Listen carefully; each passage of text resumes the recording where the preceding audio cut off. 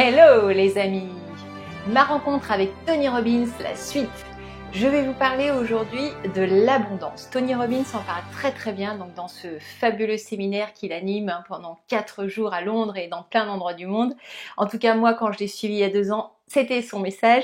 Il nous parle de l'abondance en disant que la vie te donnera, au sens, te payera ce que tu lui demandes. Et il raconte une anecdote en fait où il disait qu'à l'époque, il avait entendu cette idée qu'il fallait toujours avoir de l'argent sur soi pour attirer l'argent à lui. C'était à l'époque où il n'était pas encore très riche et donc il avait toujours un gros billet dans son portefeuille. Et puis un jour, il rencontre un clochard et le clochard lui demande de l'argent et en fait, il lui dit « Tony, t'es prêt à lui donner ce qu'il allait demander ?» Et il savait qu'il avait ce gros billet et en fait, le clochard lui demande 25 cents. Et donc, Tony a donné 25 cents alors qu'il était prêt à lui en donner 50 ou 100. Et il raconte ça en disant, vous voyez, cette idée que parfois on n'ose pas demander. Et donc forcément, si on ne demande pas, on n'obtiendra pas. Donc voilà, le premier enseignement par rapport à l'abondance, c'est oser demander, être au clair avec ce que vous souhaitez recevoir. Et il rappelle cette citation de la Bible, demandez et vous serez exaucés. Donc voilà, peut-être qu'enfant, c'est vrai qu'on a reçu ce message qui disait c'est pas bien de demander, c'est pas bien ceci, cela. Non, c'est le contraire au niveau de l'abondance. Demandez et vous serez exaucés. Alors, il nous explique que pour activer les lois de l'abondance, il s'agit de respecter 5 étapes. Première étape, poser une intention claire, c'est-à-dire savoir exactement ce que je veux, avoir une pensée qui soit bien définie, une pensée affirmative, additionner d'énergie. Quand je mets de l'énergie dans ma pensée, alors c'est quelque chose qui va pouvoir aller loin autour de moi et me revenir sous forme de réalité. La deuxième étape, c'est quand je veux quelque chose, penser à demander à quelqu'un qui va pouvoir peut-être m'aider, mais demander de façon intelligente. C'est-à-dire que peut-être vous pouvez imaginer, tiens, j'ai besoin d'une voiture décapotable pour le week-end, tiens, j'ai un ami qui justement en a une, qu'est-ce que je pourrais lui offrir en échange? Et donc faire comme ça un espèce de troc intelligent. Il y a forcément quelqu'un autour de vous qui pourrait vous aider à atteindre votre objectif. Troisième étape, créer de la valeur à votre offre. C'est-à-dire que quand vous allez troquer cette voiture décapotable, ça va être peut-être contre vous qui savez faire une paella géante ou autre chose. Et donc, il va s'agir de savoir valoriser en fait cette superbe paella que vous savez réaliser. Quatrième étape, c'est savoir demander avec conviction. La conviction est un mélange de certitude et de foi, enfin c'est de certitude absolue quoi. Je suis persuadée qu'il va me dire oui, je suis persuadée que je fais la meilleure paella au monde et je suis persuadée qu'il fait une affaire dans ce troc qu'on va faire ensemble. La cinquième étape, ça va être de demander jusqu'à ce que. Demandez jusqu'à ce qu'il vous dise oui, lui ou un autre, peut-être un deuxième ami qui a une voiture décapotable, mais on renonce pas, on lâche rien comme on dit. Voilà, donc ce qui peut être aidant, ça va être aussi de s'aider d'affirmations positives qui peuvent être des incantations, se répéter des choses en boucle. Je suis une opportunité pour les autres, je suis quelqu'un de formidable, j'ai beaucoup à offrir, j'ai une grande valeur, etc., etc. Vous pouvez comme ça vous rédiger vos affirmations et même peut-être en faire un petit film vidéo que vous passez le matin 2 minutes voilà, pour vous rappeler tout ce qui est important et reprogrammer comme ça votre cerveau. Voilà, en direct du dernier jour, on est dimanche, tout le monde est en train de s'installer pour vivre la dernière journée. Là, c'est un mélange de fatigue et en même temps l'envie d'écouter tout ce qu'il a à dire sur l'énergie, sur le corps, parce qu'on va terminer cette dernière journée là-dessus. J'ai des étoiles plein les yeux, il va me falloir à mon avis un petit peu de temps pour assimiler, digérer tout ça et décider de ce que je veux mettre en œuvre dans ma vie. Je vous fais une petite vidéo, j'espère, pendant la suite de la journée et à bientôt. Ciao, ciao. Et ce qu'il nous dit, c'est que les meilleurs ont des standards élevés et ils ont aussi des rituels. Et donc, si vous voulez réussir dans la vie, ce qu'il va falloir, c'est faire de la répétition. Si vous voulez réussir dans le sport, dans la musique, vous le savez très bien qu'il va falloir comme ça répéter. Et d'ailleurs, on dit que pour devenir excellent, pour devenir un expert dans un domaine, il va falloir 10 000 tentatives, 10 000 fois jouer de la guitare, de la batterie, etc. pour arriver à devenir un vrai virtuose. Et donc, il n'y a pas de secret. On peut avoir des aptitudes au départ, mais c'est la répétition qui va faire de nous quelqu'un d'excellent. À propos des rituels, j'en profite pour dire, voilà, moi je suis en train de préparer mon grand programme programme de la Power Academy pour janvier 2020 et en fait ça fait maintenant 2 mois que je suis en train de mettre en place mes rituels et je m'y tiens jour après jour et je vois combien simplement déjà en 2 mois les résultats que ça peut donner dans mon énergie. Alors moi mes rituels ça a été de commencer par 5 minutes de yoga et 20 minutes de méditation et puis 2 mois après j'en suis à 15 minutes de yoga, 30 minutes de méditation quotidienne, mais je vois que les bienfaits sont vraiment énormes et surtout au niveau du mindset, au niveau de l'estime de soi, de la confiance, c'est vraiment se dire voilà, je suis capable de tenir mes rituels et donc ça renforce à l'intérieur de soi, on se sent capable de plus. Donc en tout cas c'est ce qu'il dit, les meilleurs ont des standards élevés et suivent leurs rituels. J'ai oublié de vous dire un truc hyper important, regardez bien ce qui est écrit sur ma casquette.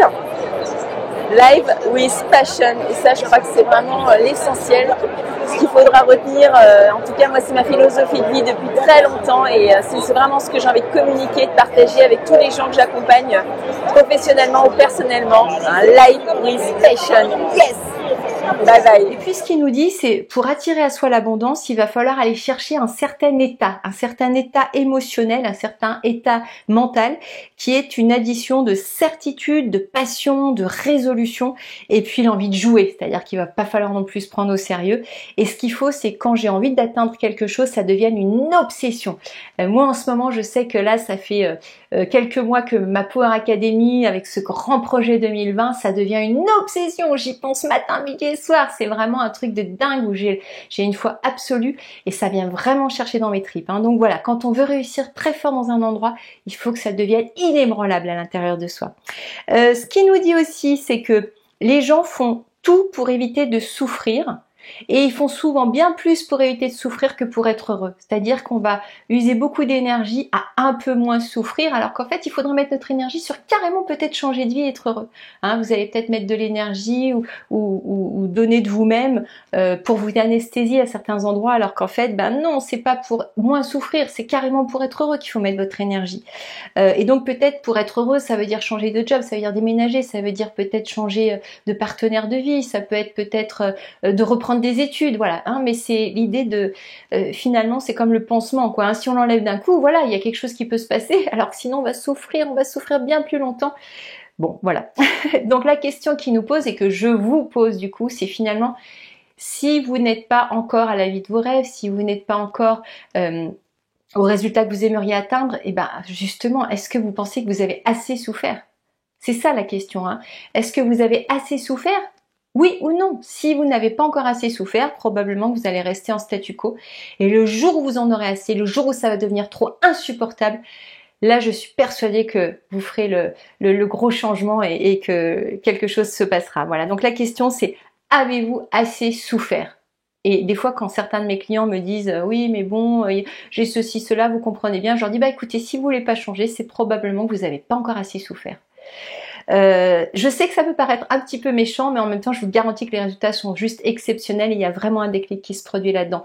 Moi-même dans ma vie j'ai constaté que très souvent à des moments où je changeais pas, même si ça faisait mal, c'est que je n'avais pas encore assez souffert. Et la vie est venue me chercher dans des strates, à des moments où je disais non c'est bon cette fois, j'ai assez changé, tout va bien.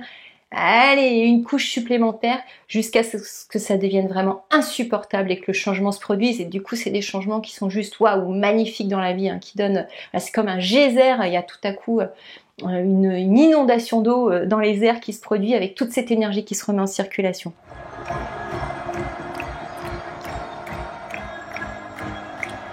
How many feel like you've crushed this bullshit out of your life? Give everybody a hand, ladies and gentlemen. Give everybody a hand for this. Give it up.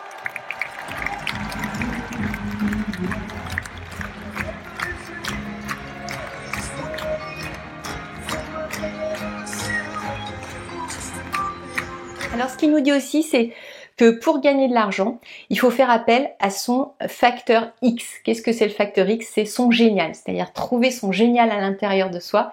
Qu'est-ce que vous faites vous de génial? Qu'est-ce que vous faites comme personne d'autre? Ça peut être des choses simples, c'est pas forcément des choses très compliquées, mais voilà, de ce truc vraiment génial que vous faites, peut-être qu'il y a moyen de gagner de l'argent, d'en faire un métier, ou un super passe-temps, ou une activité qui vous nourrit. Enfin voilà, allez chercher son facteur X. Il nous parle aussi du pardon dans les choses qui sont essentielles et cette idée que ce pardon, c'est quelque chose qui va nous faire du bien à nous-mêmes, qui va nous libérer, qui va nous permettre justement de réouvrir le champ de nos possibles, hein, et d'avoir une vie dans plus d'abondance. Ce qui est important aussi pour lui, bien sûr, c'est de contribuer, et donc lui, à sa façon, par exemple, finance des tas et des tas, des centaines ou des milliers de repas, en fait, dans je ne sais plus quel état des États-Unis, pour des gens qui sont défavorisés. Donc à un moment donné, voilà, pour activer ces lois de l'abondance, il va savoir aussi rendre, hein, tout ça, et donc contribuer.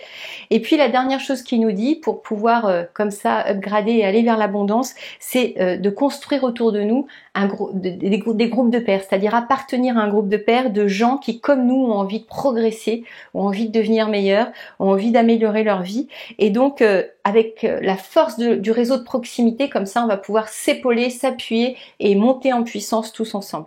Voilà, donc on va s'arrêter ici. À bientôt, je vous fais des gros bisous. Ciao, ciao, et je vous dis à suivre. Public continue. Je vous embrasse. Ciao!